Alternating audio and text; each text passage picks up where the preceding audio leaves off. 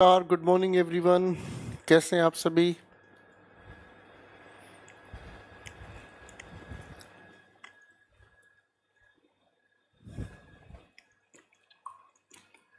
आप सभी का स्वागत है करियरविल ऐप पर। Good morning everyone. Good morning everyone. कैसे हैं भाई सारे के सारे बच्चों? आ जाओ सारे बच्चे, आ जाओ फटाफट से। Good morning Amit, Priyanka, Ankit. Good morning Ritu. Good morning Rajishu. Good morning Vikas, Pragati, Monty साहब, Shubhu. Good morning Piyush, Govind, Dhananjay, Amit, Shashi, Arun, Gopal, Komal, Rupal, Anjali, Charu, Prince, Vikas, Pankaj, Jackie, Satyajit, Varun, Mahesh. Good morning Deepak ji. Good morning, बहुत अच्छा लिखा आपने।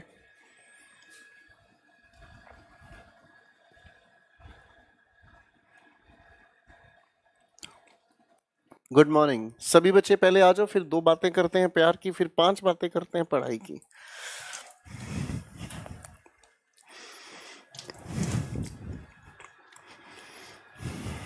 Good morning, good morning, good morning.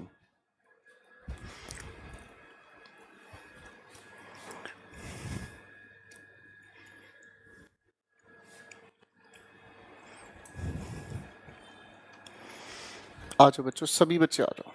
हाँ जी, तो सबसे पहले आप बताओ बच्चों, कैसे हैं आप सभी? आपकी पढ़ाई कैसी चल रही है और आप लोगों का कल का त्योहार कैसा रहा?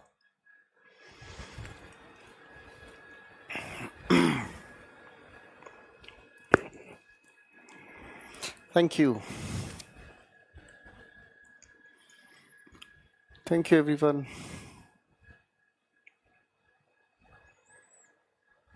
जी बिल्कुल ठीक कह रहे, मैं इंस्टाग्राम पर अवेलेबल हूँ।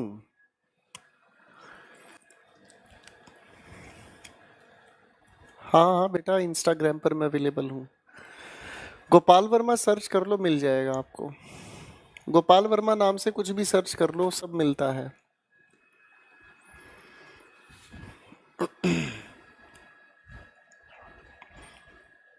थैंक यू अंकित बेटा।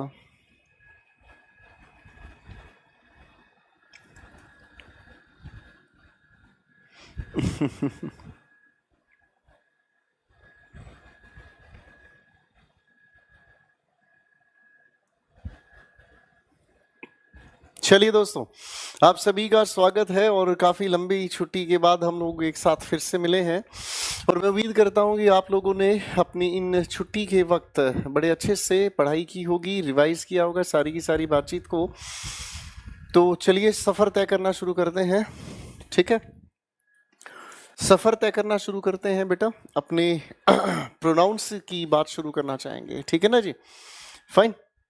आओ बच्चों, असली कहानी शुरू करते हैं प्रोनाउंस के बारे में। नाउन हम लोगों ने पढ़े हैं और मैं उम्मीद करता हूं कि इन छुट्टियों के दौरान आप लोगों ने अच्छे से रिवाइज किया होगा। चलो थोड़ा सुंदर तरीके से लिखने का काम करते हैं। बात हम पढ़ने की कोशिश करेंगे प्रोनाउन के बारे में, और प्रोनाउन क्या करता है, ठीक है? प्रोनाउन क्या करता है, प्रोनाउन की बातें क्या हो सकती हैं, प्रोनाउन कितनी खूबसूरती से चीज़ों को समझाने का काम करेगा। चलिए सफ़र तय करना शुरू करते हैं। अच्छा, पहले फटाफट से प्रोनाउन की डेफिनेशन बोलकर बता दो। राखिए, बांध तो रखिए। देखो, आज़ाद, खुद से मेहनत करनी सीख लो बेटा।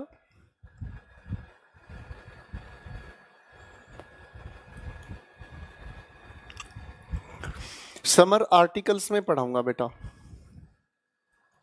अब जो मैं पढ़ा रहा हूं ना उस पर दिमाग लगाओ बेटा। गुड मॉर्निंग जी, प्रीत जी, शाबाश।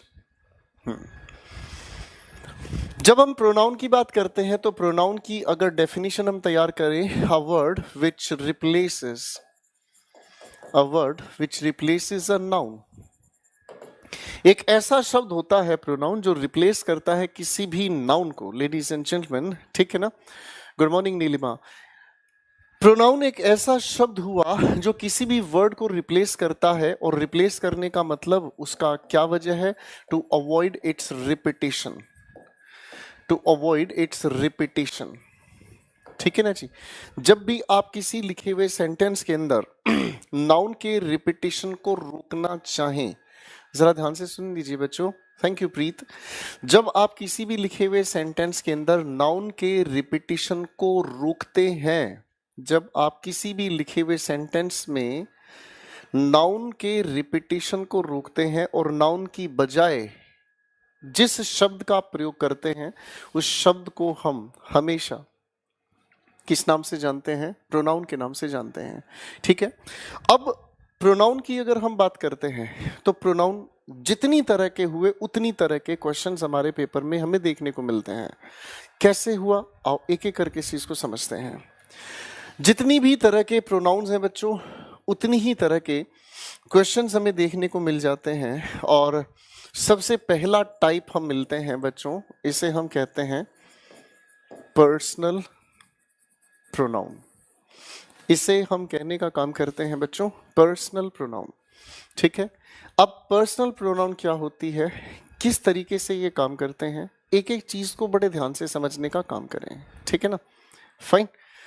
पर्सनल प्रोनाउन कहते किससे हैं, पर्सनल प्रोनाउन काम कैसे करता है, कितने सारे इससे सवाल जुड़े हुए हैं, एक एक करके ध्यान से देखते हैं बच्चों। जब पर्सनल प्रोनाउन की हम बात करते हैं तो पर्सनल प्रोनाउन एक ऐसा प्रोनाउन हुआ जो रेफर करता है,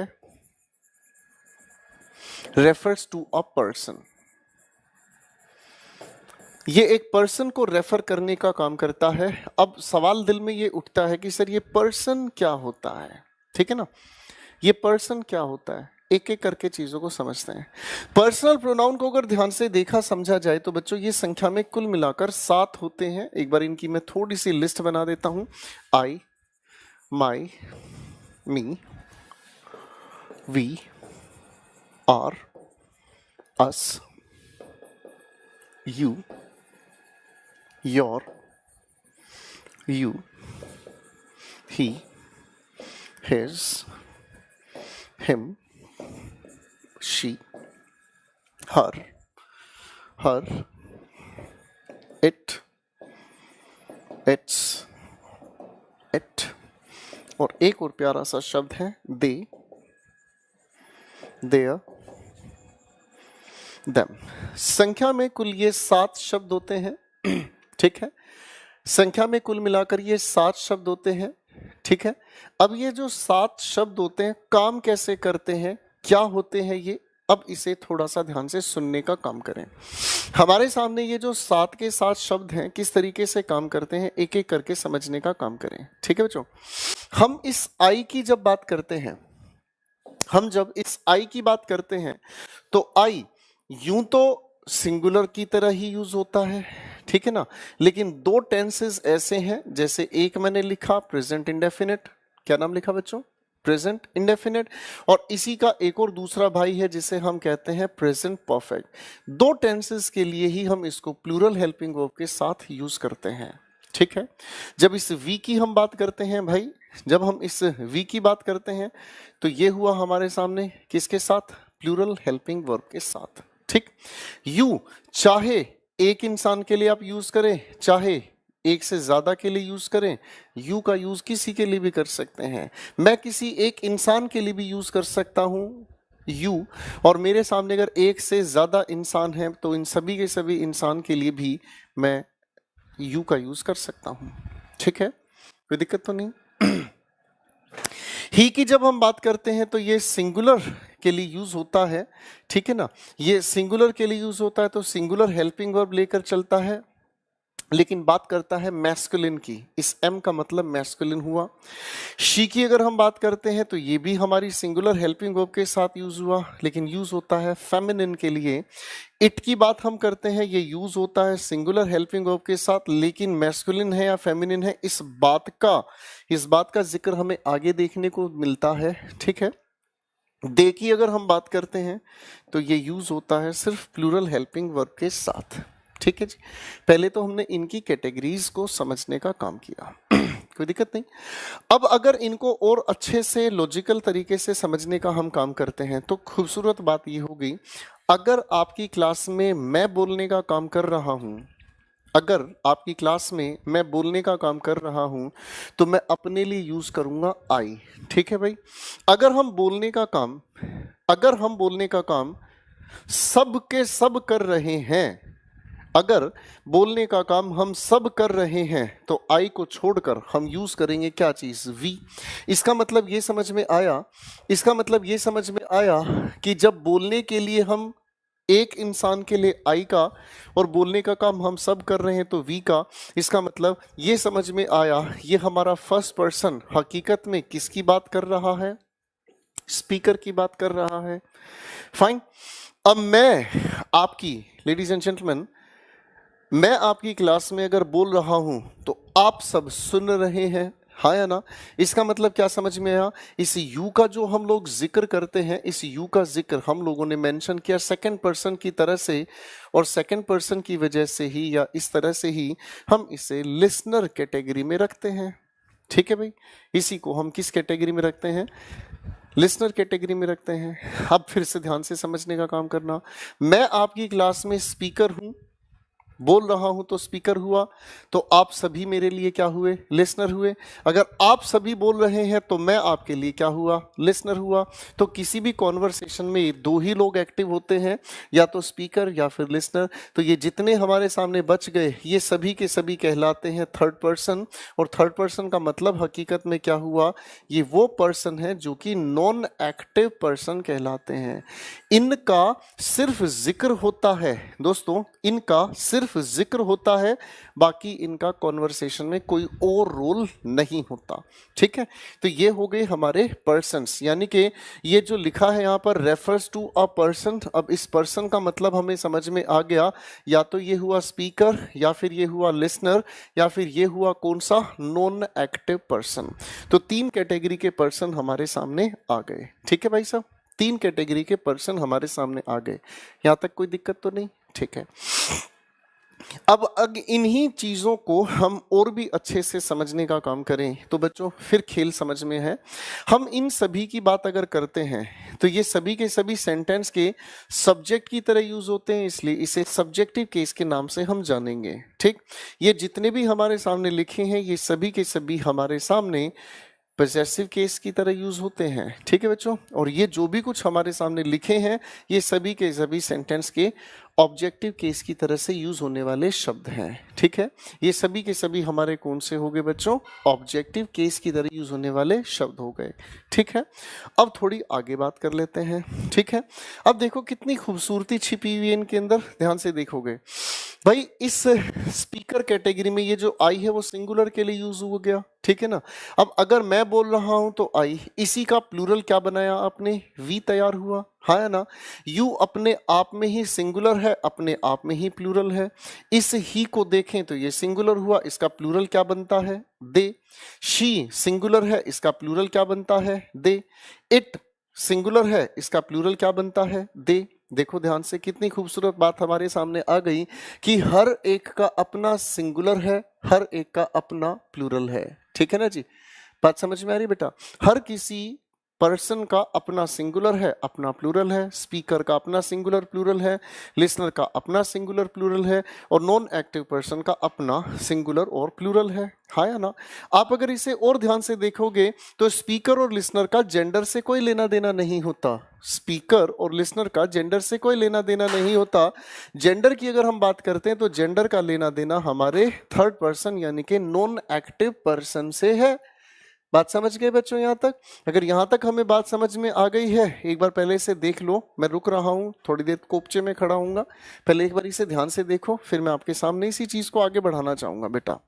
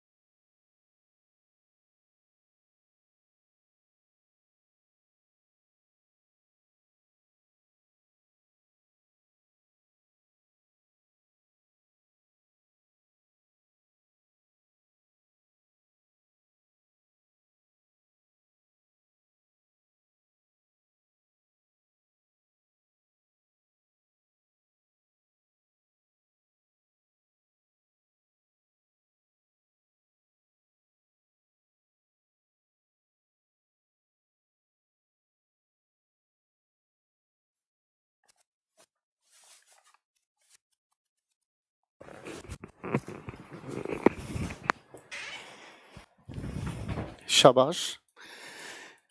समय बच्चे इसीलिए देता हूं ताकि आप लोगों की कंसंट्रेशन बहुत अच्छे से डेवलप हो जाए और आप हर एक चीज को बहुत अच्छे से समझ लें, ठीक है ना। चलिए अब मैं थोड़ा सा चीजों को आगे बढ़ाने का काम करता हूं, ठीक है ना। शुरू करें बच्चों कहानी को। फाइन, आओ। इन्हीं बातों को समझने के लिए मैं कुछ सवाल आपके सामने लिख रहा हूं, ठीक है ना।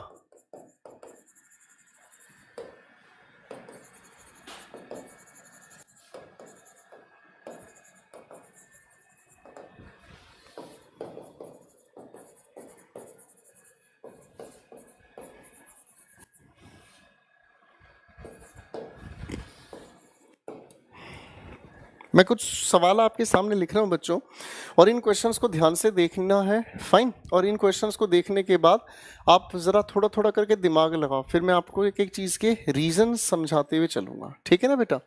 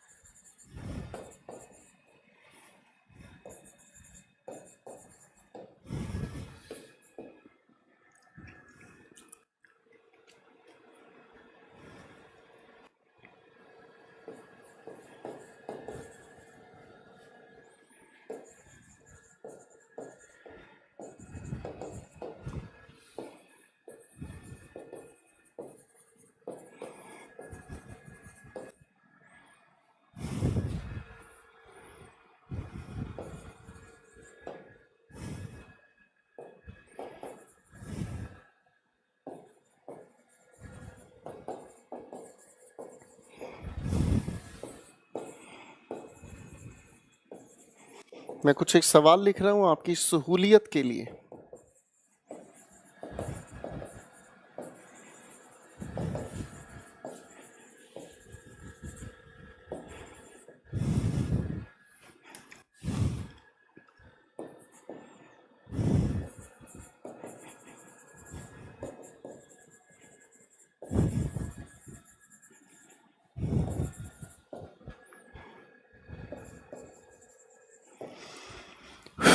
छोटे छोटे 7 क्वेश्चंस लिखे हैं आपके सामने बच्चों, और इन सातों के सातों सवालों को ध्यान से देखने का काम करें। मैं साइड में खड़ा होता हूं ताकि आप क्वेश्चंस को देख सकें और हल कर सकें, फिर आगे चीजों को जोड़ने का हम काम करेंगे बेटा।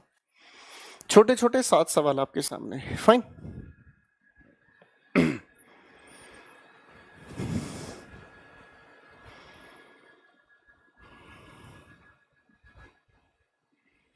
संदीप बेटा बहुत अच्छी सी डिक्शनरी ले लो, ठीक है। डिक्शनरी ले लो, नहीं तो आप प्ले स्टोर से भी डिक्शनरी डाउनलोड कर लो, ठीक है ना बेटा। स्कोल्डेड का मतलब होता है डांटना, ठीक है ना। अगर आपको इसके अर्थ को भी समझने की मेरे साथ जरूरत है ना, तो ये आपका नुकसान है बेटा, है ना जी।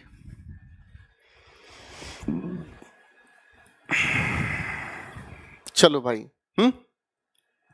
अब इन सेंटेंसेस को समझने से पहले कुछ बेसिक्स मैं आपके तैयार करना चाहूंगा, और आपसे उम्मीद की जाती है बड़े ध्यान से आप इसे देखने और समझने का काम करेंगे, ठीक है बेटा। और बेसिक्स क्या कहते हैं थोड़ा सा ध्यान से देखो।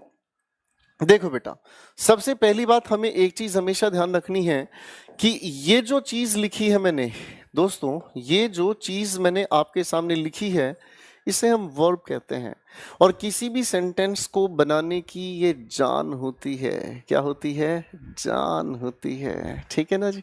ये किसी भी सेंटेंस को बनाने के लिए जान होती है, इसके बगैर सेंटेंस बनाना मुश्किल ही नहीं, नामुमकिन होता है, ठीक। जब सेंटेंस बनाने की हमें जरूरत पड़ती है इस वर्ब के साथ, तो याद रखने की बात ये हो गई बच्चों कि वर्ब से ठीक पहले जो भी केस हम यूज करते हैं वो हुआ सब्जेक्टिव केस, और ठीक इसी वर्ब के ठीक बाद जो भी हम यूज करते हैं वो हो गया हमारे पास ऑब्जेक्टिव केस। क्या हो गई भाई साहब? वो हो गई हमारी बात कौन सी बच्चों? ऑब्जेक्टिव केस, ठीक है ना। तो वर्ब से पहले सब्जेक्टिव केस और वर्ब के ठीक बाद हमने कहा ऑब्जेक्टिव केस। तो इसी तरीके से क्वेश्चन नंबर 1 को ध्यान से देखते हैं। लिखा है me think that him is right. ये लिखी आपके सामने वर्ब है, तो वर्ब से पहले कौन सा केस चाहिए? Subjective case. इसलिए मी को हटाकर हमें आई लिखना पड़ा। पहली बात समझ गए? दूसरी बात को समझने का काम करते हैं। ये लिखे इस सेंटेंस के अंदर इस वर्ब से ठीक पहले अगर हम देखते हैं तो हमें चाहिए सब्जेक्टिव केस, और इसी के लिए बात आ गई हमारे सामने, हिम नहीं ही का यूज करना हुआ। फाइन, सेंटेंस नंबर 2 की बात कर लेते हैं। लिखा है the teacher scolded I. Scold का मतलब होता है किसी को डांटना। देखो बेटा, है तो ये अपने आप में एक वर्ब, वर्ब के ठीक बाद हम कौन सा केस यूज करते हैं? ऑब्जेक्टिव केस, यानी कि इस आई को हटाकर हम इसकी जगह क्या लिखने का काम करेंगे? ऑब्जेक्टिव केस, यानी कि मी। अगले सेंटेंस को हम देखने का काम करते हैं। Her was a good scholar. तो बच्चों देखो, बिल्कुल सिंपल बात याद आ रही होगी कि इस वर्ब को ठीक अगर हम करते हैं तो वर्ब से ठीक पहले हमें क्या यूज करना पड़ा? Subjective case. इसी के लिए हमने क्या यूज किया बेटा? She was a good scholar. Scholar हम कहते हैं वो इंसान जो स्कूल जाता है या रिसर्च करता है, पढ़ाई करता है, ठीक है ना। School going person is called scholar.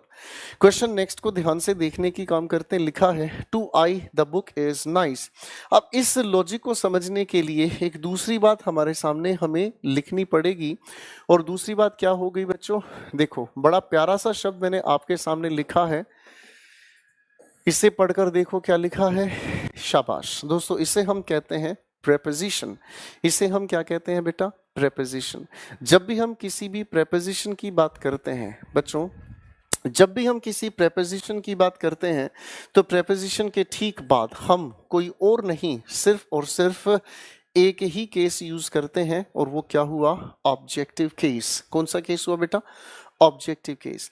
अब हम ऑब्जेक्टिव केस अगर यूज करते हैं तो दोस्तों इस लिखे हुए सेंटेंस में इस टू को ध्यान से देखोगे तो ये टू अपने आप में प्रेपोजिशन हुआ, ठीक है भाई।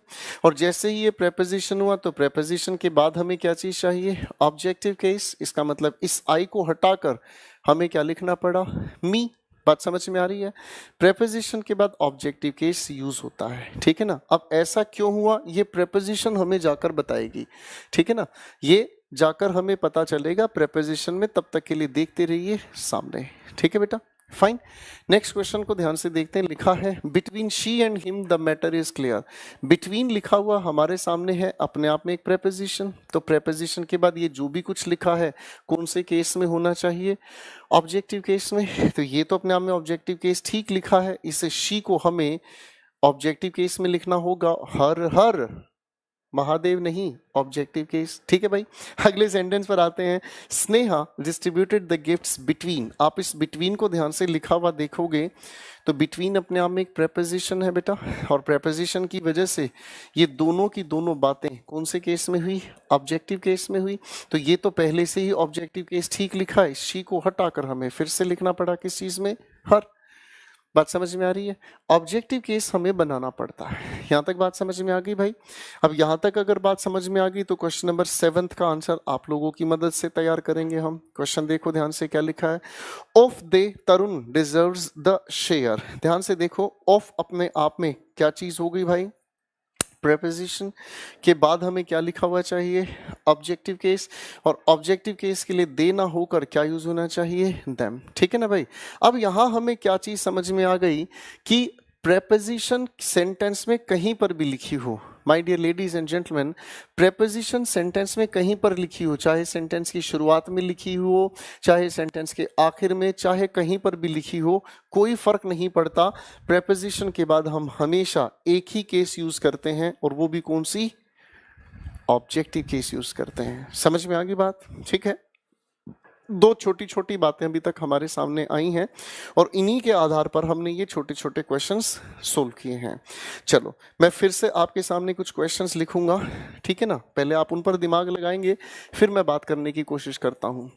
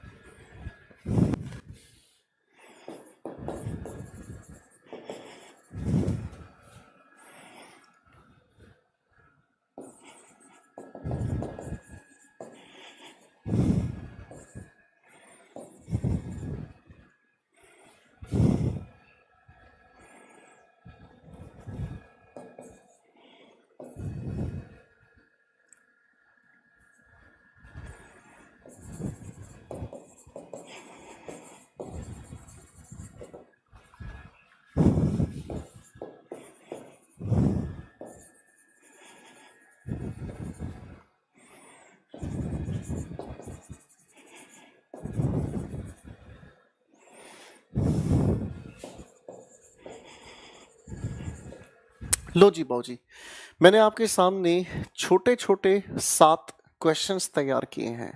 अब इन छोटे छोटे क्वेश्चंस को अगर हम ध्यान से देखेंगे तो चीज़ों में मज़ा आने वाला है, ठीक है ना बेटा। तो चीज़ों में मज़ा आने वाला क्या है, एक एक करके अगर आप इजाज़त दें तो मैं समझाना शुरू करूंगा। बेटा कुबेर, आप जो भी चाहें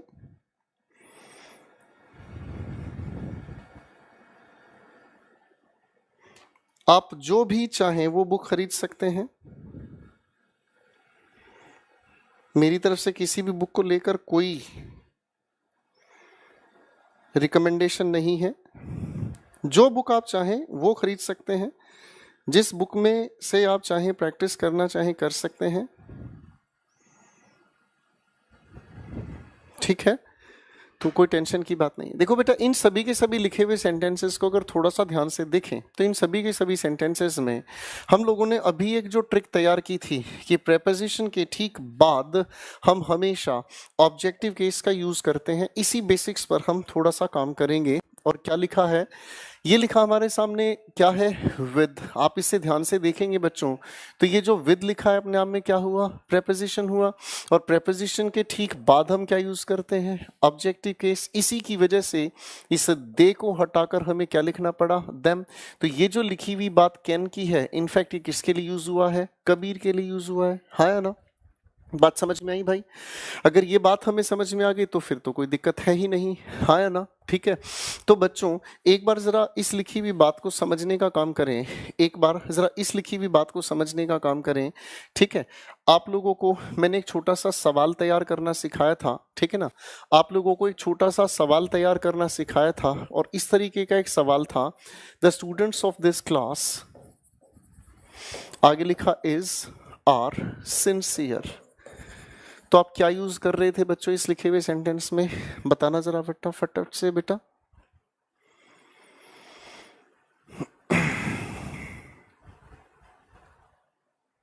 बेटा अनिमेश प्लीज पढ़ाई में ध्यान दे लो, ठीक है ना।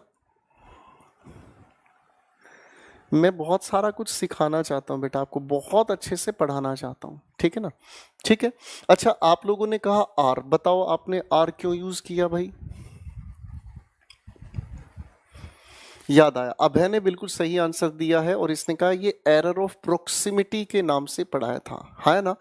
एरर ऑफ प्रोक्सिमिटी, धनंजय ने बताया सब्जेक्ट 1 की वजह से। कुछ याद आ रहा है? हम लोगों ने दोस्तों, हम लोगों ने पिछली क्लासेस में जब हमने नाउन पढ़ा था तो हम लोगों ने एक चीज तैयार की थी कि जब दो अलग अलग सब्जेक्ट्स हमारे सामने प्रेपोजिशन से जुड़े हुए नजर आए तो हम आने वाली हेल्पिंग वर्ब किसके अकॉर्डिंग यूज करते थे, सब्जेक्ट 1 या सब्जेक्ट 2 के, बताना मेरे बच्चों। सब्जेक्ट 1 के अकॉर्डिंग या सब्जेक्ट 2 के अकॉर्डिंग? अरे मैंने जो पूछा उसका आंसर दो। सब्जेक्ट 1 के अकॉर्डिंग यूज करते थे या सब्जेक्ट 2 के अकॉर्डिंग यूज करते थे? शाबाश, आ तो रहे आंसर्स, बड़े मजेदार बच्चे हैं भाई ये तो।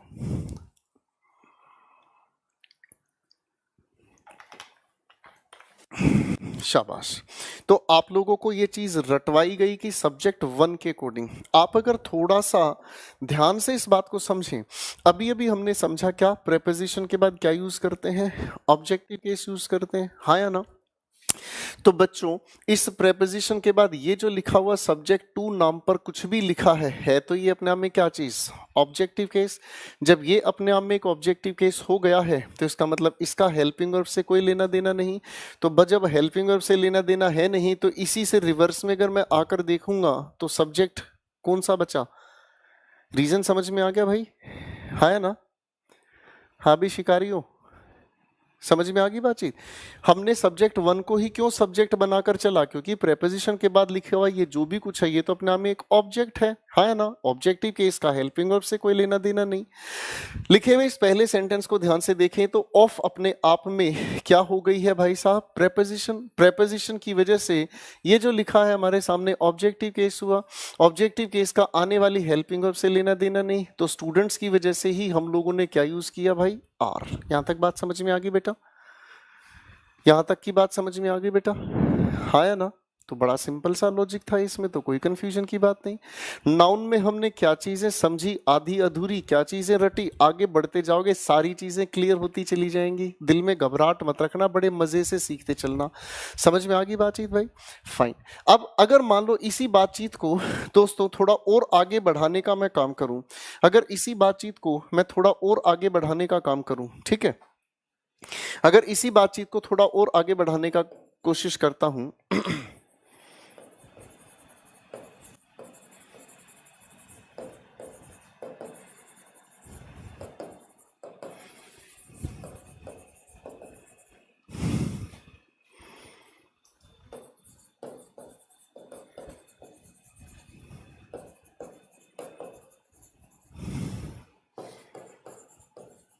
अब इस सेंटेंस के अंदर मुझे बताना मेरे बच्चों, आप क्या यूज करोगे, वॉज या वर?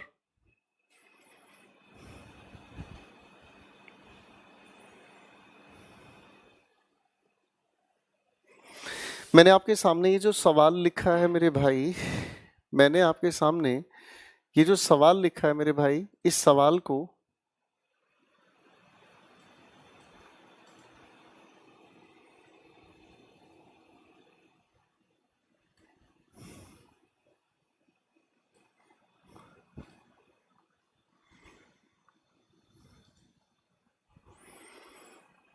तो आप इस लिखे हुए सेंटेंस को अगर ध्यान से देखोगे तो इस सेंटेंस में भी कोई परेशानी नहीं है।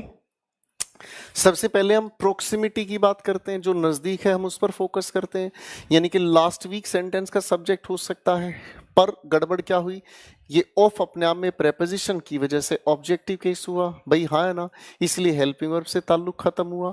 अब हम आ रहे हैं थोड़ा सा पीछे, तो ये जो लिखा माई बैच है, यानी कि ये हमारे सामने सब्जेक्ट हो सकता है, लेकिन इसी से पहले ये इन जो लिखा है फिर से प्रेपोजिशन हुआ, तो प्रेपोजिशन की वजह से ये भी क्या हुआ, ऑब्जेक्टिव केस, यानी कि इसका भी आने वाली हेल्पिंग वर्ब से ताल्लुक नहीं रहा। अब हम देखते हैं इससे पहले लिखा है मैनी स्टूडेंट्स, भाई मैनी स्टूडेंट्स सब्जेक्ट हो तो सकता था, लेकिन इससे भी पहले क्या लिखा मिला, प्रेपोजिशन, यानी कि ये भी क्या हुआ, ऑब्जेक्टिव केस। ऑब्जेक्टिव केस होने की वजह से आने वाली हेल्पिंग वर्ब से कोई लेना देना नहीं रहा, हाँ है ना। तो इसका मतलब क्या हुआ, पहुंच गए सबसे पहले, अरे हाँ है ना। और इसी की वजह से आप लोगों ने क्या यूज करने का काम किया भाई, वॉज यूज करने का काम किया। बात समझ में आ गई, हाँ है ना।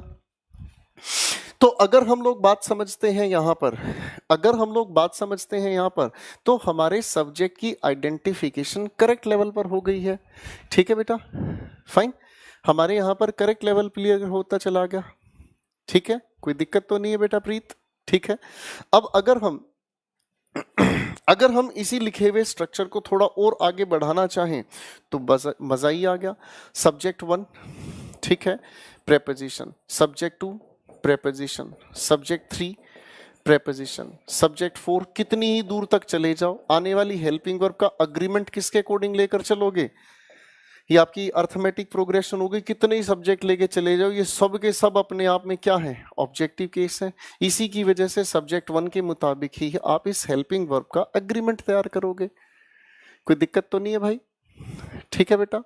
बेटा मृत्युंजय आप फर्जी कमेंट करते चलो और उसके बाद लिखते चलो कि सर फिर से रिपीट कर दीजिए। आप ऐसे लिखते चलो, भगवान आपकी आत्मा को शांति दे। ठीक है ना, एक बार ध्यान से सुनो, बड़े ध्यान से सुनो।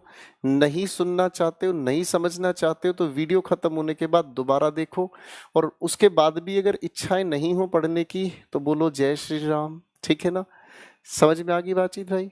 ठीक है, तो ये बात अगर हमारी समझ में आ गई है, इसका रीजन हम लोगों ने भी अभी जस्टिफाई किया है, हाँ या ना। तो भाई अगर ये बात हमारी समझ में आ गई तो आ जाओ अपने क्वेश्चंस पर काम करने की कोशिश करते हैं।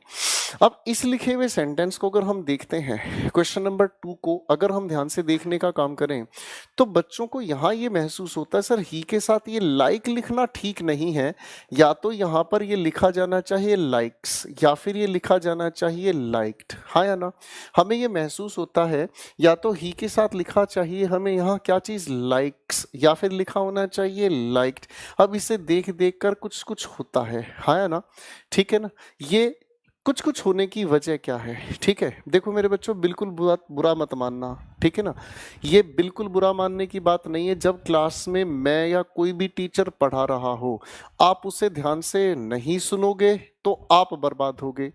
जो बच्चा ध्यान से नहीं सुनता है उसको दिमाग में कीड़ा लगा रहता है, सर दोबारा बताओ।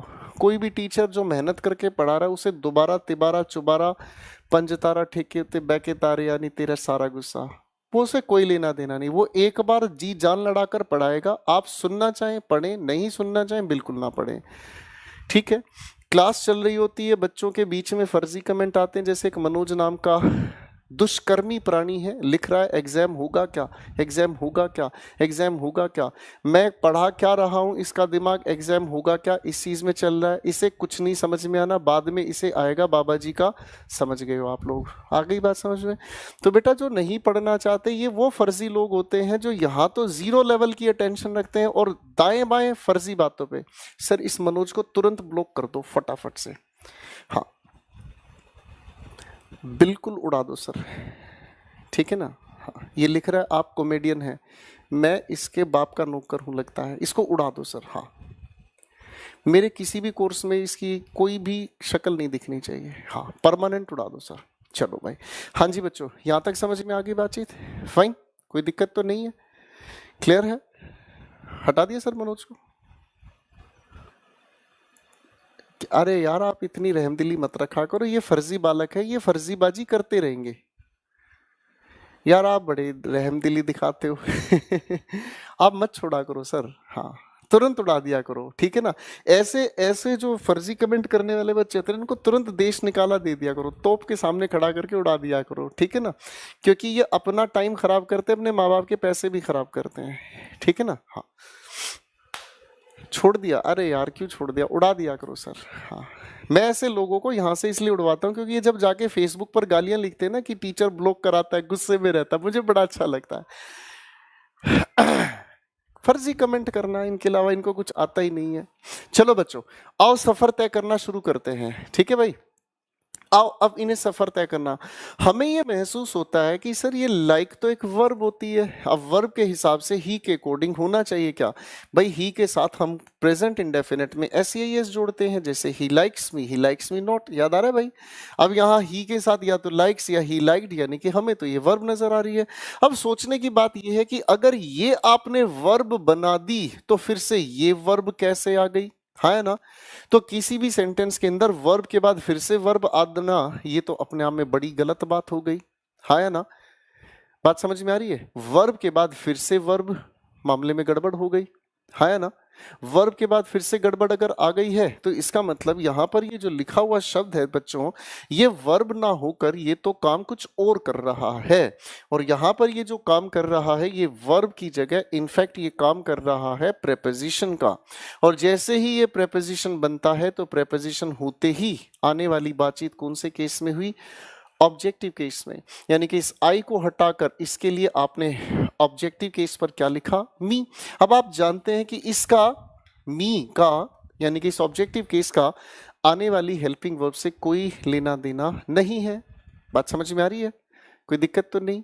अब यहां से अगर कोई दिक्कत नहीं तो इसका मतलब समझ में आया कि सर इसके लिए सब्जेक्ट कहाँ बैठा हुआ है, इस ही के पास बैठा हुआ है। अगर ये ही इसका सब्जेक्ट है तो इसे हैव को हटाकर भी हमें क्या लिखना पड़ा, हैज, ठीक है बेटा।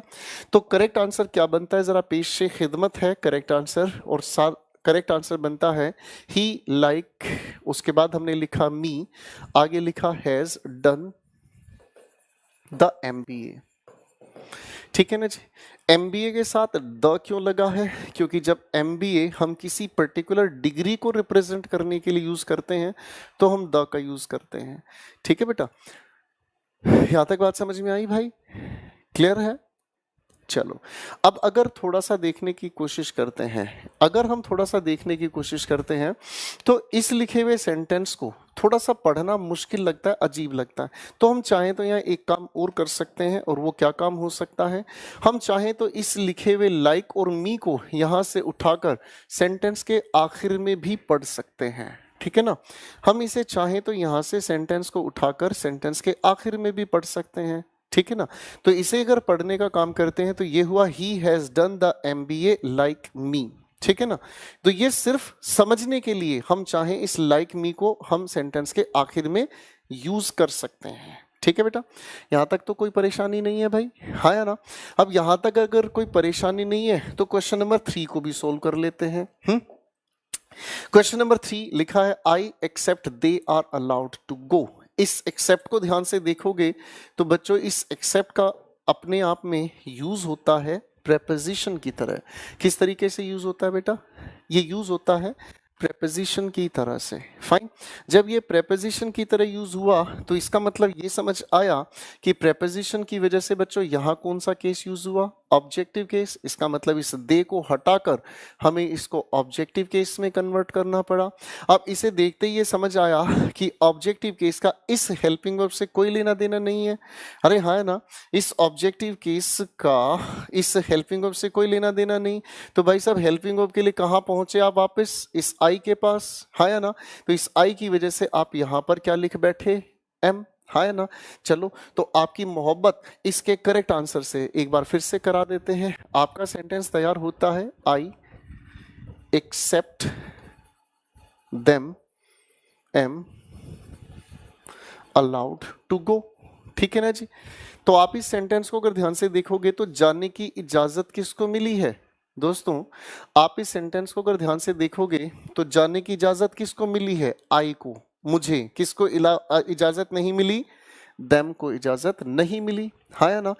इसका मतलब ये समझ में आ रहा है, अगर आप चाहो तो ऊपर वाला एक्सपेरिमेंट यहां भी कर सकते हो। इस लिखे हुए एक्सेप्ट और देम को अगर आप चाहें तो सेंटेंस के आखिर में सिर्फ पढ़कर देख सकते हैं। आपको ऐसा करना नहीं है कि उठाकर लास्ट में रखना है, ठीक है ना। बेटा मनोज अभी आपको ब्लॉक नहीं किया है, अब आप प्लीज पढ़ लो। बार बार आप फिर से लिख रहे हो, सॉरी सर, प्लीज पढ़ लो, मेरी अटेंशन खराब होती है। आपसे इजाजत मांगना चाहूंगा मैं, बस प्लीज मुझे पढ़ाने दो, ठीक है। अभी थोड़ा रुक जाओ मृत्युंजय, मैं बताऊंगा इस चीज के बारे में। यहां तक बात में कोई दिक्कत तो नहीं भाई, ठीक है, फाइन, कोई दिक्कत तो नहीं है भाई। तो बात यहां हमें ये समझ में आई बेटा कि इस एक्सेप्ट देम का मतलब ये समझ में आता है कि प्रेपोजिशन से जुड़ी हुई बात है। आप चाहो तो इसे आखिर में भी पढ़कर देख सकते हो, जरूरी नहीं है ऐसा लिखना। भाई बात समझ में आ रही है, यहां तक तो कोई दिक्कत नहीं, ठीक है बेटा। चलो अब यही वाली बात अगर हम अगले सेंटेंस में देखने का काम करते हैं दोस्तों, तो अगर हम इस सेंटेंस को जितना मैंने अंडरलाइन किया बस उतना ही पढ़कर देखो। जितना मैंने अंडरलाइन किया है बेटा इस सेंटेंस को सिर्फ उतना ही पढ़कर देखो।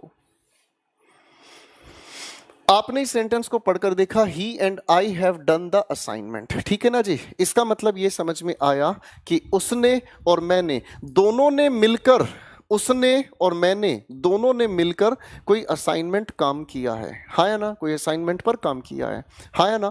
हम लोगों ने आज तक किसी भी लिखे सेंटेंस में इस नोट को एंड के साथ लिखा नहीं देखा, क्या मैं ठीक कह रहा हूं। हम लोगों ने इस एंड के साथ कभी नोट को लिखा हुआ नहीं देखा, हाँ या ना।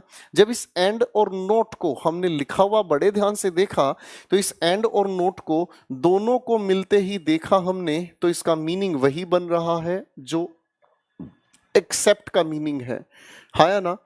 बात समझ रहे हैं। अगर ये एक्सेप्ट का मीनिंग तैयार कर रहा है तो इसका मतलब ये क्या हो गई, प्रेपोजिशन। प्रेपोजिशन के आते ही सामने ये कौन सा केस तैयार हुआ, ऑब्जेक्टिव केस। और इस ऑब्जेक्टिव केस का मतलब यहां से हटाकर हमें क्या लिखना पड़ा, मी। बात समझ रहे हैं बेटा। अब ये ऑब्जेक्टिव केस है तो इसका हैव से लेना देना नहीं, यानी कि इसका सब्जेक्ट आगे बैठा हुआ नजर आया और ये हो गया हमारे पास करेक्ट आंसर। भाई यहां तक बात समझ में आ गई है, हाँ या ना। बात समझ में आ गई भाई, यहां तक तो कोई दिक्कत नहीं, ठीक है बेटा। अब देखो यहां पर कहानी क्या हो गई है, यहां पर कहानी क्या हो गई है, इस लिखे हुए 2-3 सेंटेंसेस को देखने पर हमें एक बात समझ में आई कि सर देखने में कुछ शब्द होते कुछ और हैं पर यूज होते हैं प्रेपोजिशन की तरह। देखने में तो शब्द कुछ और होते हैं पर यूज होते हैं प्रेपोजिशन की तरह से, हाँ या ना। बेटा प्रीतम ध्यान से समझ लो प्लीज। देखने में शब्द कुछ और हो सकते हैं लेकिन यूज होते हैं प्रेपोजिशन की तरह से। अब ऐसे शब्दों की वजह से ही हम लोगों ने नाउन के दौरान एक बात कही थी कि हम सीख रहे हैं फंक्शनल ग्रामर। क्या सीख रहे हैं, फंक्शनल ग्रामर। कोई भी शब्द देखने से नहीं, जब तक आप उसका यूज नहीं करते तब तक नहीं पता चलता कि वो शब्द क्या है। तो बेटा अब इसी तरीके से अगर हम ऐसे शब्दों की बात करें जो देखने में कुछ और लगते हैं पर यूज होते हैं प्रेपोजिशन की तरह, ऐसे शब्दों को हम कैटेगराइज कर लेते हैं थोड़ा सा, ठीक है ना जी। ऐसे शब्दों को हम थोड़ा सा कैटेगराइज कर लेते हैं। देखो दोस्तों, आपके सामने कोई भी चीज, कोई भी इंसान या कोई भी बात आती है तो आप उस चीज को लेकर दो ओपिनियन बनाकर चलते हैं, या तो वो बात आपको पसंद आती है या फिर वो बात आपको पसंद नहीं आती, है ना। मेरे सामने कमेंट्स आते हैं जब मैं पढ़ा रहा होता हूं, तो मेरी पूरी उम्मीद है कि आप कमेंट्स बिल्कुल ना करें, क्योंकि यही चीज आपका अटेंशन समझाती है कि भाई आप बड़े ध्यान से सुन रहे हो और सीख रहे हो, हाँ या ना। तो ये बात मुझे बड़ी पसंद आती है। और जब मैं पढ़ा रहा हूं और यहाँ पर लिख रहे हैं बच्चे कमेंट्स, तो इसका मतलब ये समझ में आ रहा है ये सुन कुछ नहीं रहे, सीख कुछ नहीं रहे, ये टाइम पास के लिए फर्जी कमेंट कर रहे हैं। भले ही आपका कमेंट जेन्युइन हो, लेकिन मुझे लगता है ये फर्जीपना है। बात समझने, तो ये क्या समझ में आ गई, इसका मतलब ये समझ में आ गया कि आपको क्या, या तो कोई बात पसंद आती है या फिर कोई बात पसंद नहीं आती। जब कोई बात पसंद आती है, बात नहीं पसंद आती है, तो इन्हीं की वजह से हम लोगों ने इन प्रेपोजिशन को कैटेगराइज कर लिया, हाँ है ना। तो जब आपको कोई बात पसंद आती है तो आपने उसे पॉजिटिव कैटेगरी में रख लिया। अब पॉजिटिव वाले कौन से वो शब्द हैं जो प्रेपोजिशन की तरह यूज हो सकते हैं? अरे भाई, जब आप किसी चीज को पॉजिटिव या पसंद करते हैं तो लाइक का यूज कर सकते हैं, आप विद का यूज कर सकते हैं, आप अलोंग विद का यूज कर सकते हैं, आप इसी की जगह टुगेदर विद का भी यूज कर सकते हैं, ठीक है ना। आपको जब कोई चीज अच्छी लग जाए तो आप उसे पसंद करते हैं, आप उसका साथ पसंद करते हैं, थोड़ा और साथ पसंद करते हैं, हाँ या ना, ठीक है, क्लियर है। और अगर आप इसी के ठीक ऑपोजिट सोचने का काम करें तो भाई साहब, जैसे ही आपके विचार नेगेटिव हो जाते हैं, तो नेगेटिव होते ही आप क्या कर बैठे, लाइक नहीं, आपने यूज करने का कोशिश किया अनलाइक, विद नहीं, अब आउट कर दिया आपने विदाउट, आपने यूज करने का काम किया एक्सेप्ट का मीनिंग ही हमने तैयार किया किसका, एंड नॉट। इसी का मीनिंग एक और हमने लिखा क्या लिखा बेटा, बट के साथ। समझ में आ रही है बात, हाँ या ना। इसका मतलब क्या समझ में आया, इसका मतलब समझ में आया जब चीजें नेगेटिव है, लेडीज एंड जेंटलमैन, जब नेगेटिव की बात हम करते हैं तो नेगेटिव की बातचीत हम लोग इस तरीके से लिखते हैं। तो ये जब सारे के सारे हमारे प्रेपोजिशंस हैं, तो इनके बाद कौन सा केस यूज करोगे भाई? अगर ये सारे के सारे नेगेटिव है या पॉजिटिव है, कुल मिलाकर मुझे इतना समझ आया ये अपने आप में प्रेपोजिशन है, तो आने वाला केस कौन सा यूज करोगे, ऑब्जेक्टिव केस। समझ आई बात भाई, ठीक है। अब अगर मैं मेरे बच्चों इस सवाल नंबर 5 की बात को देखता हूं, तो प्रगति तो मेरी है, प्रगति तो एक सब्जेक्ट है, माफ कीजिएगा मैं गलती से इधर उधर फिसल गया, ठीक है ना। प्रगति से प्रॉब्लम नहीं है, पर ये समझ में आया ये तो अपने आप में सब्जेक्ट हुआ, है ना। ये बट अपने आप में क्या हुआ भाई, ये अपने आप में एक प्रेपोजिशन हुआ। प्रेपोजिशन देखते ही ये ऑब्जेक्टिव केस होना चाहिए। ही को हटाकर क्या लिखवा दिया आपने, हिम का इस इज से कोई लेना देना नहीं। अब आपकी प्रगति के अकॉर्डिंग ये इज यूज होना चाहिए, तो इज पहले ही यूज हुआ, तो यानी कि बात अपने आप में ठीक हो गई। अरे हाँ या ना, हाँ जी बाबू जी, यहाँ तक कहानी समझ में आ रही है? हाँ भाई, ओ अलकायदा, यहाँ तक कहानी समझ में आ रही है? हैं जी, हैं जी, मजा आ रेला है? ए बिडू लोग, समझ आ रेला है, मजा आ रेला है भाई? अब आगे देखोगे तो भी तो कुछ बात समझ में आएगी। मैरिड के बाद ये जो टू लिखा है ये अपने आप में प्रेपोजिशन है, तो प्रेपोजिशन के बाद इस आई को हटाकर यहाँ पे तो मी लिखोगे। ए बिडू लोग, तुम ध्यान नहीं दे रहे हो, मैं बता रहा हूँ। हाँ, ध्यान से पढ़ने का, नहीं तो रिया चक्रवर्ती जैसी पत्नी मिलेगी तुमको, ठीक है बेटा? हाँ जी बेटा। गौरव रुक जाओ, तुम्हारी भी शादी हो जाएगी। यहां तक समझ में आ गई बेटा? ठीक है, कोई दिक्कत तो नहीं है भाई, किसी को कोई घबराहट तो नहीं है भाई? ठीक है। अब यहां तक की बात अगर हमें समझ में आ गई है, ठीक है ना, तो यहीं तक की बात को थोड़ा आगे बढ़ाने का काम कर लेते हैं, ठीक है ना भाई? फाइन, आओ। थोड़ा ध्यान से देखने के काम करना। अब देखो बच्चों, हमने प्रेपोजिशन को समझा कि प्रेपोजिशन के बाद ऑब्जेक्टिव केस हम यूज करते हैं। इसको दो एस्पेक्ट में बांटा, एक पॉजिटिव एक हो गया नेगेटिव। वक्त रहते धीरे धीरे चीजें बढ़ती चली जाती हैं, हाँ या ना। लोगों का परिवार बढ़ता है। अभी आप सिंगुलर हो, कुछ दिनों में प्लूरल हो जाओगे, उसके बाद फिर मल्टी प्लूरल हो जाओगे, उसके बाद ओ माय गॉड आप अपना चाइना खुद पैदा कर डालोगे, हाँ या ना। इसका मतलब क्या समझ में आया सर? धीरे धीरे धीरे धीरे धीरे धीरे हम चीज़ों को आगे बढ़ाने का काम करते जा रहे हैं, हाँ या ना। ठीक है जी। मैं मुखर्जी नगर से हूँ दिल्ली में, ठीक है ना। हाँ जी, यहाँ तक बात समझ में आ गई भाई। धीरे धीरे आप अपना एक चाइना बसा दोगे, इतने बच्चे ही बच्चे पैदा कर दोगे, आप नहीं मानने वाले किसी के बाप से भी, हाँ या ना। खतरनाक पड़े, सारे भरे पड़े हैं। इसका मतलब मैं बकवास क्यों कर रहा हूँ? इसलिए कर रहा हूँ क्योंकि भाई अब मैं इस प्रेपोजिशन के परिवार को आगे बढ़ाना चाहूंगा और एक नई चीज आपके सामने आ रही है दोस्तों, जिसे हम कहेंगे प्रेपोजिशनल फ्रेज। जिसे हम क्या कहते हैं मेरे बच्चों? Prepositional phrase. बात समझ में आ रही है? ठीक है, ठीक है जी, फाइन। अब ये प्रेपोजिशनल फ्रेज क्या हुआ? प्रेपोजिशनल फ्रेज का मतलब समझ में आया कि हम प्रेपोजिशनल फ्रेज बनाते कैसे हैं।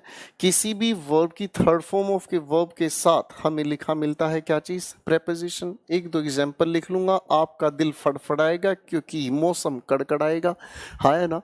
ठीक है भाई, आपको देखते ही चीज समझ में आएगी। थर्ड फॉर्म ऑफ वर्ब के साथ कभी कभी प्रेपोजिशन चिपका दे सैया फेविकॉल से। एग्जांपल ले लेते हैं भाई। जैसे आपने कहने का काम किया, आपने कहा असिस्टेड बाय, आपने कहा लेड बाय, आपने कहा प्लीज्ड विद। ये बनता कैसे है समझ में आया भाई? आपने थर्ड फॉर्म ऑफ वर्ब के साथ प्रेपोजिशन जोड़ दिया। बात समझ में आ रहा है? आपने क्या किया?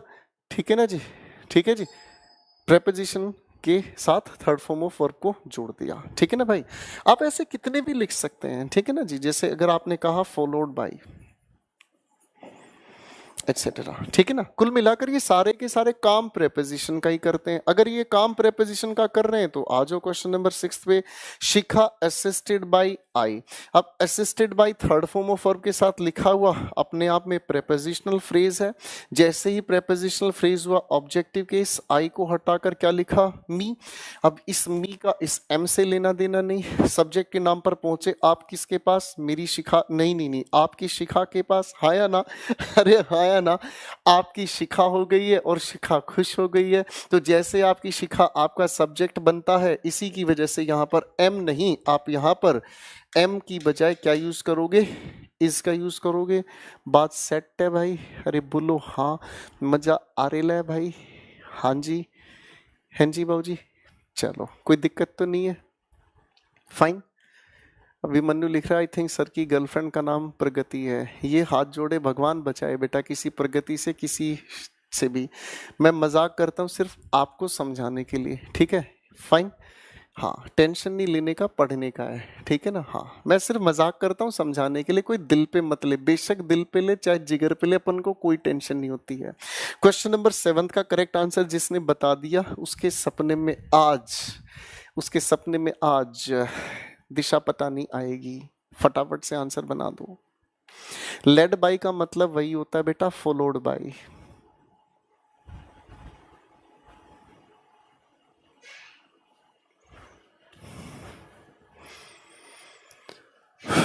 हे राम, मुझे क्वेश्चन का आंसर करेक्ट बता दो बेटा।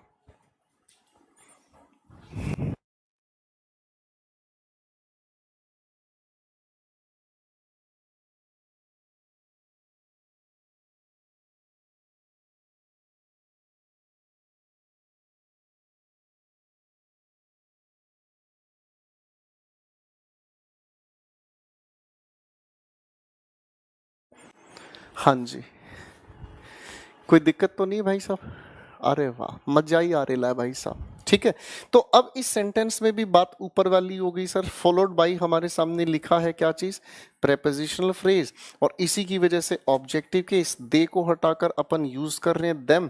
अब देम का इस वर्ड से कोई लेना देना नहीं। सब्जेक्ट के नाम पर आपकी शी तैयार है, तो शी की वजह से क्या यूज हो गया भाई साहब? वॉज। बात क्लियर होगी भाई? फाइन, कोई दिक्कत तो नहीं भाई? ठीक है बच्चों, चलो जी, अगर यहाँ तक की बातें सारी अपनी क्लियर हैं तो इस वाले छोटे से हिस्से को ध्यान से देख लेना, ठीक है बेटा। अब यहाँ तक की बात तो अपनी क्लियर हो गई है, तो हमें कोई दिक्कत नहीं, ठीक है ना। और ये कुछ हम लोगों ने बेसिक्स तैयार किए हैं, सारी की सारी चीज़ें बहुत अच्छे से दिल पर लिखना, आपके काम आएंगी। एक छोटी सी बात हमने यहाँ पर भी लिखकर समझने का काम किया। अब मैं एक बात समझाना चाहूँगा, आपके दिल में एक सवाल आ सकता है, ठीक है ना। आपके दिल में एक सवाल आ सकता है कि सर ये जो लिखा है आपने, ठीक है ना, ये जो लिखा है आपने लाइक, हमने तो आज तक इस लाइक को वर्ब की तरह पढ़ा था। दोस्तों आपके दिल में सवाल आ सकता है, हमने आज तक इस लाइक को वर्ब की तरह पढ़ा था, आपने सर ये प्रेपोजिशन कैसे बना दिया। जरा थोड़ा इस बात पर प्रकाश डालें। आओ प्रकाश डालते हैं, आग लगाते हैं। बड़े ध्यान से सुनना समझना, ठीक है ना जी, बड़े ध्यान से सुनना समझना। फाइन। पता नहीं क्या मैं बना रहा था, ओहो ये तो कांड ही हो गया भाई, ठीक है। हमको नहीं पता ये कैसे चलता है, हमसे क्या क्या हो जाता है, असल में ये उम्र का तकाजा है। अब इस लाइक को हम लोगों ने जिस तरीके से देखने समझने का काम किया आज तक, उसी चीज को थोड़ा सा आगे बढ़ाते हैं, ठीक है ना बच्चों। हम लोगों ने इस लाइक को आज तक प्रेपोजिशन की तरह पढ़ा है। मैं एक गिलास पानी पीकर दिखाता हूँ आपको, फिर उसके बाद आपको बहुत सारा प्यार करने वाला हूँ। मैं इतना प्यार करने वाला हूँ आपके होश उड़ा दूंगा, तुम टेंशन ना लो। पानी पियोगे आप लोग, है ना जी, पानी पियोगे? नहीं पियोगे ना, फिर थैंक यू, मैं पी लेता हूँ, ठीक है ना।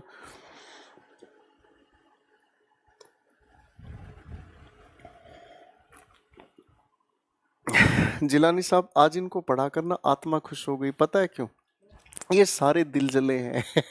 ठीक है ना, ये सारे के सारे दिल जले और ये सारे के सारे रक्षाबंधन पर अपनी अपनी माशुकाओं से बच गए, नहीं तो कोई पकड़ के इनको राखी बांध देती है ना भाई। तो बेटा लाइक को हमने तो आज तक पढ़ा है सर एक वर्ब की तरह से, ऐसा कैसे हो गया कि आपने इसे प्रेपोजिशन कहा। आओ एक एक करके इसे लपेटते हैं। देखो भाई ध्यान से सुनना। लाइक अपने आप में वर्ब होती है, ठीक है ना जी। लाइक अपने आप में वर्ब तब होती है जब इसका मतलब हिंदी में, इसका मतलब हिंदी में आप निकालते हो पसंद करना, ठीक है ना जी। क्या करना? पसंद करना, ठीक है ना जी बच्चों। ये हो गया इसका पहला अर्थ, जब आप किसी भी चीज को पसंद करते हैं। Fine fine. अब अगर हम इसी चीज को अंग्रेजी भाषा में कहें तो इसका अर्थ निकल कर आता है टू अडोर, टू अप्रिशिएट, किसी चीज की प्रशंसा करना, टू अप्रिशिएट या फिर टू लव, ठीक है भाई साहब। फाइन। एग्जाम्पल की तरह से अगर लिखते हैं हम, जैसे अगर आप कहते हैं एक सेंटेंस लिखता हूं, किसी का भी नाम ले लेता हूं, जैसे इसका नाम है पारस, ठीक है ना जी। जैसे मैंने एक सेंटेंस आपके लिए लिखा, पारस लाइक्स, पारस लाइक्स आइसक्रीम्स, ठीक है भाई। तो इसका मतलब क्या हुआ? पसंद करना, इसमें कोई दिक्कत नहीं है, हाँ ना, इसमें कोई दिक्कत ही नहीं है। गॉट माई पॉइंट और नॉट? ठीक है, ये एक छोटी सी बात हो गई। लाइक को हम, मेरे दोस्तों, लाइक को हम प्रेपोजिशन की तरह भी यूज करते हैं। लाइक को हम प्रेपोजिशन की तरह भी यूज करते हैं, और जब हम इस लाइक को एक प्रेपोजिशन की तरह यूज करते हैं तो इस लाइक का मतलब क्या हुआ? इस लाइक का मतलब पसंद करना नहीं हुआ, इस लाइक का हिंदी का अर्थ निकलता है की तरह, ठीक है ना जी। यानी कि हकीकत में ये बताने का काम करता है कंपैरिजन, ठीक है जी। ये बताने का क्या काम करता है? कंपैरिजन बताता है, ठीक है। अब बच्चों ये जब कंपैरिजन बताने का काम कर रहा है तो अपने सेंटेंस पर वापस आओ। मैंने आपके सामने एक सेंटेंस लिखा, he like I am a doctor. मैंने एक सेंटेंस आपके सामने लिखा, he like I am a doctor. आप अगर इस सेंटेंस को ध्यान से पढ़ोगे बच्चों, आप अगर इस सेंटेंस को ध्यान से पढ़ोगे, आपको एक बहुत प्यारी चीज समझ में आएगी। बात क्या चीज है? इस लाइक को अगर मैं वर्ब की तरीके से, वो मुझे पसंद करता है? नहीं सर, वो तो इंसान एक डॉक्टर है, और कैसा डॉक्टर है? जैसा डॉक्टर मैं हूं, यानी कि कंपैरिजन की बात हुई। तो इसी की वजह से ये एक प्रेपोजिशन तैयार हुआ, प्रेपोजिशन की वजह से ये क्या हुआ? एक ऑब्जेक्टिव केस हुआ, और इस ऑब्जेक्टिव केस में आई की जगह क्या लिखा, मी, और हमने इस एम को यहां से हटाकर लिखा इज। भाई बात समझ में आ गई, हाँ या ना? तो दोनों के दोनों अर्थ में फर्क हो गया, हाँ या ना? अब आ जाओ एक अगली बातचीत। कई सारे बच्चों ने एक सवाल उठाया, क्लास चल रही थी, कई सारे बच्चों ने एक सवाल उठाया कि सर आपने अनलाइक को बता दिया प्रेपोजिशन, ठीक है ना? ठीक है, अनलाइक को आपने बता दिया प्रेपोजिशन, तो फिर सर ये डिसलाइक क्या होता है? डिसलाइक अपने आप में एक वर्ब होती है, ठीक है ना जी? इसका अर्थ होता है ना पसंद करना, ना पसंद करना, ठीक है ना जी? जैसे मान लो कल को आपका रिश्ता होने के लिए या आपको देखने के लिए आ रहे हैं लड़के या लड़की वाले, ठीक है ना? आपको देखने वाले आ रहे हैं, लड़का या लड़की वाले घर परिवार से आपको देखने के लिए आ रहे हैं। अब आपने उसकी तैयारी करी, वो लोग देखने वाले आ रहे हैं, आपको एक सप्ताह पहले आपको खबर पता चल गई, हाँ या ना? तो एक सप्ताह पहले आपको पता चल गया वो देखने वाले आ रहे हैं, तो आप अपनी जोरों शोरों से तैयारी करनी शुरू करोगे। आपने कमाल कर दिया, एक सप्ताह से आप नहाए नहीं, ना आपने ब्रश किया, जुल्फें आड़ी तिरछी हुई पड़ी हैं, है ना भाई साहब? हाँ या ना? और भाई साहब जैसे ही लड़की वाले सामने आए, आपने जैसे मुंह खोला, मुंह से धमाका होया, आपने बाजू में ऊपर की, भाई साहब भयंकर बदबू आप उड़ा रहे हो, तो वो क्या करेंगे? आपको नापसंद करेंगे। बात समझ रहे हैं? खेल समझ में आया? अब अगर आप कहते हैं I dislike, I unlike her attitude, तो भाई साहब इसमें कौन सी बात कहोगे? भाई बात बिल्कुल सिंपल कहोगे, हाँ है ना? ठीक है, बात इतनी हो गई, ये सब्जेक्ट हुआ तो हमें वर्ब की जरूरत है, तो वर्ब के नाम पर क्या होना चाहिए? डिसलाइक। समझ में आ गई बातचीत भाई? ठीक है, तो चीजें बड़ी सिंपल होती हैं, समझो तो बहुत कुछ है, ना समझो तो सब चीजें बेकार है। ठीक है भाई, क्लियर है? एक गधा आया है हमारे बीच, उस गधे का नाम है शेखर। भगवान इसे दो बड़े बड़े सींग दे ताकि इसे पहचान कर हम बता सके कि ये एक गधा है। ये गधा महाराज लिख रहा है, ये गधा महाराज सॉरी, ये गधा लिख रहा है कि he like me is a doctor. क्या ये ठीक है? ये यहाँ क्या लिखा है? गधे कहेंगे, ये ठीक ही तो लिखा, और कैसे लिखना है? एक एफिडेविट बनवा दूं तेरे नाम का, बेवकूफों की दुकान। ठीक है भाई साहब, क्लियर होगी बातचीत? खत्म होगी बात? ठीक है, चलो। अनलाइक का मतलब क्या हुआ? अनलाइक का मतलब होता है जो किसी के तरह नहीं है। यहां पर अनलाइक लिख लो तो इसका मतलब क्या हुआ? वो मेरे जैसा डॉक्टर नहीं है। दिमाग तो लगाने की कोशिश करो, दिमाग से अगर पैदल है तो भाई पैदल इंसानों का कोई इलाज थोड़ी हो सकता है, ठीक है ना? तो शेखर को आज हम लोगों ने गधों का सरताज घोषित कर दिया है कि टीचर ने सेंटेंस को समझा भी दिया, आगे भी बढ़ गया, और उसके बाद भी भाई साहब कह रहे सर ये ठीक है ना? ये वो लोग होते हैं सर आपको एक बहुत अच्छी बात बताता हूं, ये वो लोग होते हैं, इन्हें पता चल जाए कि पड़ोस में कोई इंसान मर गया है, तो ये वो लोग उनके घर जाते हैं, उनके घर जाने के बाद उनके परिवार के लोगों से पूछते हैं ये पूरी तरह मर गया है? ये शेखर जैसे वो लोग होते जो पूछते हैं ये पूरी तरह मर गया। अबे उल्लू कहीं के, ये बताना आधा अधूरा कौन मरता है? मरता है तो पूरा ही मरता है, लेकिन फिर भी इनको खुजली होती है कुछ भी पूछने की। उम्मीद करता हूं इतनी इज्जत होने के बाद आप दोबारा से ऐसी फर्जी बात नहीं पूछेंगे। So nice of you gentleman. पहला लाइक का कॉन्सेप्ट समझ में आ गया, ठीक है भाई? अब मैंने आपके सामने यहीं पर एक और क्वेश्चन उलझाया था, ओहो ज्यादा पीछे आ गए भाई साहब, और वो कौन सा है? हमारा बट। इसको भी अब थोड़ा सा समझा देता हूं, ठीक है ना? अब एक शब्द और हम लेकर चल लेते हैं,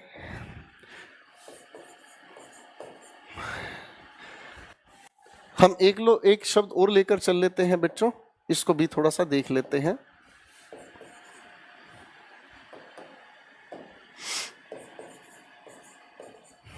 ठीक है भाई? अरे यार ये क्या हो गया? अरे ये हो क्या रहा है भाई?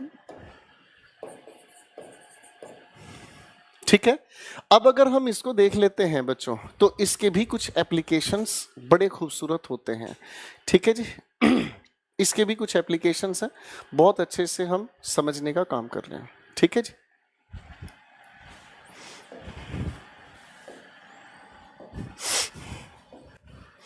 अब इसको अगर थोड़ा सा ध्यान से समझते हैं बच्चों, तो इसके भी अपने अपने एप्लीकेशंस हैं। कैसे इसके एप्लीकेशंस हैं, ध्यान से समझना। देखो, अगर इस बट को ध्यान से हम समझने का काम करते हैं तो हम लोग हकीकत में इसको यूज करते हैं एक कंजंक्शन की तरह। हकीकत में हम इसे यूज करते हैं एक कंजंक्शन की तरह। ठीक है ना जी, बात समझ में आ रही है? हकीकत में इसे कंजंक्शन की तरह यूज करते हैं। जब कंजंक्शन की तरह हम इसे यूज करते हैं तो इसका मतलब होता है, इसका अर्थ निकलता है लेकिन, परंतु, या फिर ऐसा कुछ अर्थ जिसे हम कहते हैं किंतु। ठीक है ना? कुल मिलाकर हमें इतना समझ में आता है कि ये बताने का काम करता है कॉन्ट्राडिक्शन, विरोधाभास। ठीक है ना जी, ये बताने का काम करता है विरोधाभास, यानी कि दो बातों के अंदर ऑपोजिट कॉन्टेक्स्ट निकलता है। ठीक है ना, दो बातों के अंदर एक ऑपोजिट कॉन्टेक्स्ट निकलता है। चलो एक एग्जाम्पल तैयार करते हैं। जैसे अगर मैं कहने का काम करता हूं the teacher was teaching but Shekhar was not attentive. ठीक है भाई, अब इस सेंटेंस का मतलब क्या समझ में आया? इस सेंटेंस का मतलब क्या समझ में आया? ठीक है, इस लिखे हुए सेंटेंस का मतलब समझ में ये आया कि लिखे हुए सेंटेंस के इस हिस्से को देखोगे, टीचर क्लास में पढ़ा रहा था लेकिन शेखर नाम का इंसान क्लास में अटेंटिव नहीं था। इसका मतलब क्या? दोनों बातों में कॉन्ट्रडिक्शन है, दोनों बातों में कॉन्ट्रडिक्शन है ना? जब दोनों बातों में कॉन्ट्रडिक्शन है तो इसका मतलब क्या समझ में आया है जी? तो इसका मतलब समझ में आया कि दोनों बातें एक दूसरे के विपरीत अर्थ बनाती हैं। समझ में आया? ठीक है ना, बात समझ में आई? जब ये दोनों एक दूसरे के विपरीत अर्थ बनाती हैं तो कॉन्ट्राडिक्शन होने की वजह से कंजंक्शन का काम करता है। अब इसी की एक दूसरी बात सामने आती है कि सर यही जो शब्द है ये प्रेपोजिशन कैसे बनता है? यही शब्द प्रेपोजिशन कैसे बनता है? सर मैंने आपको कहा था ना मनोज को ब्लॉक कर दो, आप नहीं मानते हो। अब देखो ये फर्जी कमेंट क्या कर रहा है, ये लिख रहा है आपकी क्लास में सर पोस्ट तो 8 या 10 हजार स्टूडेंट्स के ही हैं जो आपसे पढ़ रहे हैं, क्या उन सबका सिलेक्शन होगा? है ना फर्जी? अब तो ब्लॉक कर दो यार। मैं इस नस्ल को बहुत अच्छे से पहचानता हूँ, ठीक है ना? ये वो लोग हैं जिनको पढ़ने से मतलब ही नहीं है, इनके दिमाग में हमेशा यही आएगा कबूतर उड़ क्यों रहा है और गधा सो क्यों रहा है। आप इन्हें प्लीज निस्तनाबूद कीजिए, है ना? इनको दीवारों में चिनवा दो सर, ऐसे लोगों को। ये मेरी अटेंशन डाइवर्ट करने के लिए कुछ भी लिखते हैं और सारे बच्चों को बर्बाद करने के चक्कर में लगे रहते हैं।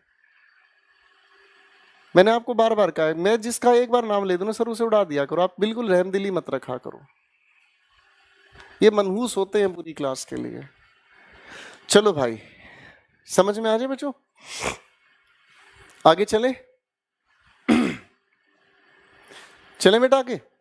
चलो अब देखो यहां हमें समझ में आया ये जो बट लिखा है ये कायदे से अपने आप में कंजंक्शन का काम करता है जिसका अर्थ निकलता है ऐसे, और ये दो बातों के अंदर विरोध बताने का काम करता है। ठीक है, अब इस सेंटेंस को देखते हैं तो ये हो गई प्रेपोजिशन। कैसे प्रेपोजिशन हुई? प्रेपोजिशन के अर्थ में निकलकर आता है इसका एक ही अर्थ जिसका मतलब के अलावा। ठीक है, के अलावा अगर हम कहें तो यानी कि किसी भी चीज को, किसी भी बात को, किसी भी चीजों को छोड़कर दूसरी बात। ठीक है ना? अब इसके अर्थ को अगर इंग्लिश में हम समझने की कोशिश करें तो इसमें इंग्लिश का अर्थ क्या आया? एक्सेप्ट। ठीक है ना? एक एग्जाम्पल लिख रहा हूं, ध्यान से देखो। अगर मैं कहूं he but I have done the work. अब इस सेंटेंस को अगर ध्यान से देखेंगे तो इस सेंटेंस के अगर मीनिंग को हम समझें, लेडीज एंड जेंटलमैन, अगर इसके मीनिंग को हम समझने का काम करें तो बच्चों इसका मीनिंग क्या कहता है? उस इंसान ने काम किया है मेरे अलावा। समझ आ रही बात? यानी कि मैंने काम नहीं किया, काम करने का काम उस इंसान ने किया है। बात समझ रहे? यहाँ विरोधाभास की बात नहीं है। तो अगर इस हिसाब से हम समझें, ये हो गई हमारे सामने प्रेपोजिशन, ऑब्जेक्टिव केस आ गया। ठीक है, और इस ऑब्जेक्टिव केस का इस हेल्पिंग वर्ब से लेना देना नहीं, तो इस ही के मुताबिक यहां से हम लोगों ने इसको ठीक कर दिया। बात समझ में आ रही है? ठीक है, तो ये जो बट की कंफ्यूजन है स्टेट लेवल एग्जाम्स में, स्टेट लेवल के एग्जाम्स में ये पहचान के लिए पूछा जाता है। ठीक है बच्चों, फाइन, ये स्टेट लेवल के एग्जाम्स में पूछा जाता है, ठीक है ना बच्चों। स्टेट लेवल के एग्जाम्स में इस बट की पहचान, इस लाइक की पहचान हमसे पूछ ली जाती है, ठीक है बच्चों। यहां तक बात समझ में आ गई? फाइन, क्लियर है बेटा? यहां तक बात क्लियर हो गई भाई?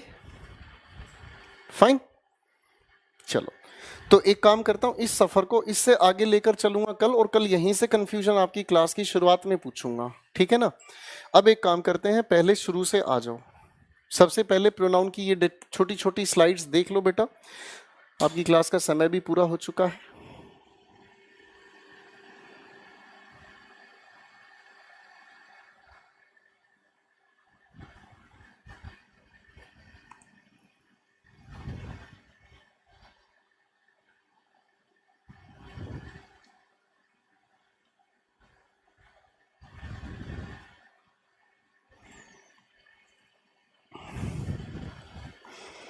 चलो बेटा सारी स्लाइड्स देख लो। हम लोगों ने इन्हीं के पहले लेवल पर फंक्शंस पर लॉजिक लगाने की कोशिश की, ठीक है। आगे हमने बात की, हमारे सामने इसी का डेलिब्रेट मतलब थोड़ा गहरा लेवल पर हमने स्टडी किया, फिर इनको लेकर कुछ बेसिक रूल्स जो हमने तैयार किए, ये सब कुछ वो बातें हैं। इसी के ठीक बाद एक छोटा सा एक्सपेंशन था प्रेपोजिशन वाला, फिर लाइक की कंफ्यूजन हमारे सामने क्लियर हुई, ठीक है ना। अब आगे हमारे सामने बात आती है तो बट को लेकर हमने एक छोटी सी कंसीडरेशन लेकर चली, ठीक है बच्चों। अब यहाँ तक की सारी बातों को अच्छा पढ़ने की कोशिश करना मेरे भाई, यहाँ तक की बातों को डिटेल में अच्छे से पढ़ने की कोशिश करना, ठीक है भाई। और जब यहाँ तक की बातों को अच्छे से पढ़ लोगे तो आपका लेवल ऑफ अंडरस्टैंडिंग बिल्कुल ही अलग हो सकता है, ठीक है भाई, ठीक है। आपके पढ़ने का लेवल बिल्कुल ही अलग हो सकता है। तो बच्चों बहुत अच्छे से मेहनत करें, अच्छे से चीज़ों को रिवाइज करें, ठीक है ना। और जितना अच्छे से आप लोग रिवाइज करेंगे उतनी ही अच्छे से हर एक बात क्लियर होगी, ठीक है बेटा। फाइन, तो बस आज का सफ़र मैं यहीं तक रोकना चाहूँगा बेटा। Thank you very much. मस्ती से पढ़ें और अच्छे से अपनी सारी की सारी क्लासेस को रिवाइज करें। Good bless you, good night, मस्त रहें, पढ़ते रहें। Thank you very much, good night everyone, take care.